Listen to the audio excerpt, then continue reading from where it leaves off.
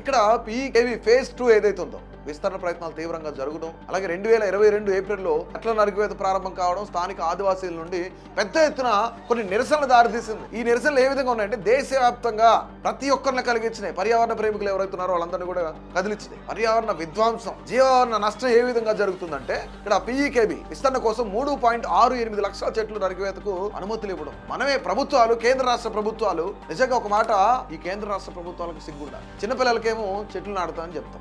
బడా నేతలు ఎవరైతున్నారో, ప్రైవేట్ వ్యక్తులు ఎవరైతున్నారో లక్షల కొద్ది చెట్లు నరికివేయండి అంటే ఇక్కడ కోయిన్సిడెంట్ చూడండి. పిల్లలకేమో చెట్లు నాటండి అని చెప్తారు. వాళ్ళ బిజినెస్ అవసరాల కోసం, మైనింగ్ కోసం, అడ్డగోలుగా దేశాన్ని దోచుకోవడం కోసమే చెట్లు నరికేయమని అనుమతి కూడా ఇచ్చారు. దట్టమైన అటవీ విస్తీర్ణాన్ని ధ్వంసం చేస్తున్నారు. జనవరాలు కూడా నష్టపోతున్నాయి, నష్టం జరుగుతుంది. అది ఎలా అంటే హస్దేవ్ నది ఏదైతే ఉందో, హస్దేవ్ నదికి మరియు మినీ మత బ్యాంగో ఆనకట్ట ఏదైతే ఉందో దాని యొక్క పరివాహక ప్రాంతానికి మొత్తం కూడా ముప్పుకు గురవుతుంది. ఇది పెద్ద వ్యవసాయ ప్రాంతానికి నీటి భద్రతను ప్రమాదంలో పడేస్తుంది అనమాట. మానవ మరియు రాజ్యాంగ హక్కుల ఉల్లంఘనలు అటవీ హక్కుల చట్టం FRA 2006 ప్రకారం తప్పనిసరైన గ్రామ సభ సమ్మతిని ఫోర్జరీ, బలవంతం మరియు భయపెట్టడం ద్వారా పొందారని చెప్పేసి స్థానికులు ఆరోపిస్తున్నారు. ఆ గ్రామంలో ఉన్న ప్రజలంతా కూడా ఈ చెట్లు నరికేయడానికి మేము అనుమతి ఇవ్వమంటే అన్ని చట్టాలను ఉల్లంఘించి FRA 2006 దాన్ని కూడా ఉల్లంఘించి గ్రామస్తులు భయాందోళనకు గురి చేసి ఫోర్జరీ, దొంగ సంతకాలు పెట్టి మరి డిఫారెస్టేషన్ చేస్తున్నారు. అడవులపై ఆధారపడిన ఆదివాసీ వర్గాలు సాంప్రదాయ జీవనోపాధి ఎలా ఉంటుందో తెలుసు కదా.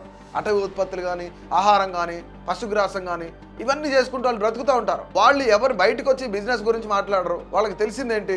అటవీ ఉత్పత్తులు తేయడం, అందులో ఏదైనా ఆహారం తీసుకోవడం, పశుగ్రాసం ఇలాంటివన్నీ కూడా తెచ్చుకోవడం. వాళ్ళు పెంచుతారే తప్ప నరికేరు. కానీ అలాంటి ప్రాంతాల్లో మైనింగ్ ప్రాజెక్టులు పూర్తిగా నాశనం చేస్తున్నాయి. ప్రాజెక్టులు నామమాత్రంగా రాష్ట్ర సంస్థల యాజమాన్యంలో ఉన్నప్పటికీ కూడా Adani group mine developer and operator MDOగా ఉండడం దీని వలన ఈ విధానాలకు ప్రధాన లక్ష్యంగా మారింది. అంతేకాదు, ముఖ్యంగా ఇక్కడ సింగరౌలి, డీరౌలి బొగ్గు బ్లాక్ వివాదం ఏంటంటే ఈ వివాదం పూర్తిగా డెవలప్మెంట్ కానీ, ఎన్విరాన్మెంట్ కానీ, దీంతో పాటుగా గిరిజన హక్కుల మధ్య ఘర్షణ అనేది జరుగుతుంది. డెవలప్మెంట్ కావాలా, గిరిజన హక్కులు కావాలంటే గిరిజన హక్కులతో పాటు డెవలప్మెంట్ కూడా కావాలి. డెవలప్మెంట్ తో పాటు గిరిజన హక్కులు కూడా కావాలి. ఈ రెండింటికి ఎక్కడ కూడా భంగం కలిగించుకోండి. ఇక్కడ ఒక్కసారి ఈ ప్రాజెక్ట్, సింగరౌలి ప్రాజెక్ట్ ఏదైతే ఉందో దాని యొక్క వివరాలు, నిర్వహణ చూసినట్టయితే సింగరౌలి జిల్లా మధ్యప్రదేశ్, ఇది భారతదేశంలోనే ఉంది.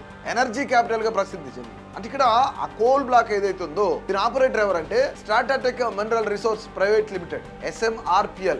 ఇది అదానీ పవర్ అనుబంధ సంస్థ. దేశంలో ఏ సంస్థ అయినా సరే అదానికి అనుబంధ సంస్థనే. ఈ రోజు మోదీ అన్నా సరే అదానికి అనుబంధ సంస్థనే. దీంతో పాటు మహన్ ఎనర్జీ లిమిటెడ్ యాజమాన్యంలో ఉంది. దీనికి సంబంధించి ఒక్కసారి ఇయర్ చూస్తే 2019 బొగ్గు బ్లాక్ అదానీ గ్రూప్ అనుబంధ సంస్థకు కేటాయింపు జరిగిందనమాట. దీని సామర్థ్యం ఎంతంటే సంవత్సరానికి 6.5 మిలియన్ టన్నులు కోల్ మైన్ ఏదైతే ఉందో దాన్ని ఇస్తారు. ఓపెన్ కాస్ట్ లో ఒక 5 మిలియన్లు, తర్వాత భూగర్భ మైనింగ్ ఏంటంటే 1.5 మిలియన్ల టన్నులు. ఇది దేశవ్యాప్తంగా జరుగుతుంది. దీంతో పాటు మరొక అంశం ఏంటంటే పర్యావరణ ప్రభావం ఏ విధంగా ఉంటుంది, ఫారెస్టేషన్ అండ్ ఎన్విరాన్మెంట్ ఇంపాక్ట్ ఏ విధంగా ఉంటుంది. ప్రాజెక్టు కోసం 1397.54 హెక్టార్లు, దాదాపుగా 3450 ఎకరాలు, ఇదంతా కూడా అటవీ ప్రాంతమే. దీన్ని మళ్లించడానికి కేంద్ర ప్రభుత్వం అనుమతి కూడా ఇచ్చింది, మంజూరు కూడా చేసేసింది. ఇది ఎప్పుడు చేసిందంటే మే 2025 ఫైనల్ అప్రూవల్ వచ్చేసింది. దీనికోసం దాదాపు 5,70,667 లక్షల చెట్లను నరికేయడానికి నిర్ణయించారు. దాదాపుగా 6 లక్షల చెట్లు నరికేస్తున్నారు. ఈ నరికివేత నవంబర్ 2025లో భారీ పోలీసు బలగాల మధ్య ప్రారంభమైంది. చెట్లను నరికేయడానికి కూడా పోలీసులు వస్తున్నారు చూసారా. అది నరికేసే వాళ్ళకి భద్రత కల్పిస్తున్నారు పోలీసులు. గిరిజన హక్కుల ఉల్లంఘన జరిగిందనేది ఆరోపిస్తా ఉన్నారు. FRA అండ్ PSA వైలేషన్స్ కి సంబంధించి బొగ్గు బ్లాక్ ఉన్న ప్రాంతం రాజ్యాంగంలోని 5వ షెడ్యూల్ 5th షెడ్యూల్ పరిధిలోకి వస్తుందన్నమాట. ఈ ప్రాంతాలు PESA 1996 మరియు FRA 2006 ద్వారా రక్షించబడతాయి. ఈ 2 యాక్ట్ల ప్రకారం ఆ ప్రాంతాన్ని రక్షించుకోవాల్సిన హక్కు, బాధ్యత గిరిజనులకు ఉంది. ఇది రాజ్యాంగబద్ధంగా ఉంది. అంటే ఏ ప్రభుత్వాలు కూడా దీనికి కొమ్ము కాయడానికి వీలేదు. రాజ్యాంగబద్ధంగా వాటి రక్షణ ఎవరి మీద ఉంది?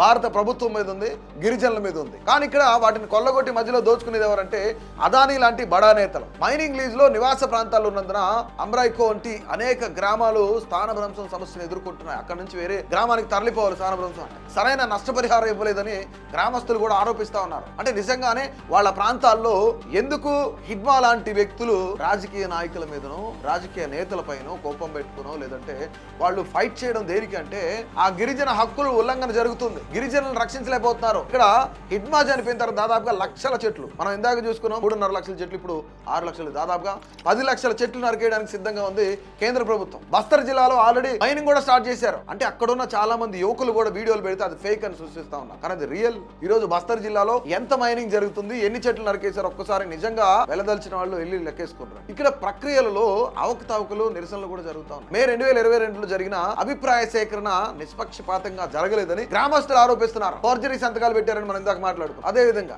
రాజకీయ ప్రతిస్పందన ఏ విధంగా ఉందో తెలుసా? కాంగ్రెస్ నాయకుడు జయరాం రమేష్ మాట్లాడుతున్నారు దీని గురించి. పర్యావరణ విషాదం అని చెప్తున్నారు ఆయన. మే 2025 కేంద్ర పర్యావరణ మంత్రిత్వ శాఖ నుండి అటవీ భూమి మళ్లింపునకు తుది అనుమతి ఫైనల్ ఎఫ్సి మంజూరు కూడా చేశారు. నవంబర్ 2025 భారీ పోలీసు భద్రత మధ్య చెట్లను నరికేది ప్రారంభించారు. 2025 డిసెంబర్ గిరిజన హక్కుల ఉల్లంఘనపై మధ్యప్రదేశ్ అసెంబ్లీలో కాంగ్రెస్ నిరసన తెలియజేసింది. ఇక్కడ చెట్ల నరికేతకు నిరసనగా కాంగ్రెస్ ఎమ్మెల్యేలు మధ్యప్రదేశ్ అసెంబ్లీ నుండి వాకౌట్ చేశారు. ప్రభుత్వం దీనికి సంబంధించిన ముఖ్యంగా రాష్ట్ర ప్రభుత్వం ఆరోపణలు ఖండించిందన్నమాట. దీన్ని చట్టపరమైన ప్రక్రియలను పాటించమని, నరికివేసిన చెట్లకు బదులుగా ఇతర చోట్ల మొక్కలు నాటుతామని వివరించింది. అంటే కాంపెన్సేటరీ. అసలు ఎలా 10 ఏళ్ళు 20 ఏళ్ళు పెరిగిన చెట్లను నరికివేసి ఒక నెల రోజుల చెట్లు తీసుకొస్తే అవి ఆక్సిజన్ ఇస్తాయా? పెద్ద చెట్లు ఆక్సిజన్ ఇస్తాయా?